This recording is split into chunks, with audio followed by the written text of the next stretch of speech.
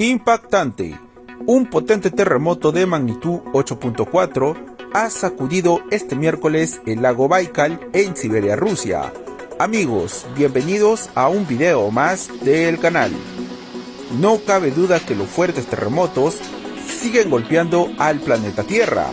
Un fuerte terremoto de magnitud 8.4 sacude duramente al lago Baikal en la provincia rusa de Irkutsk, según datos de la sede local del Ministerio de Situaciones de Emergencia de Rusia.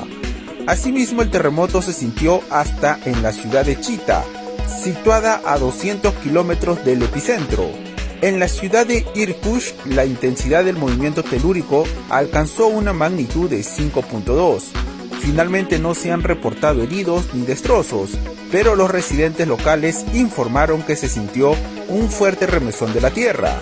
Por ende, se le pide a la población que tengan preparada la mochila de emergencia y ubiquen una zona segura ante un sismo, ya que la energía sísmica mundial se ha incrementado en todo el planeta y un terremoto puede sorprender a cualquier país en cualquier momento, han informado las autoridades internacionales.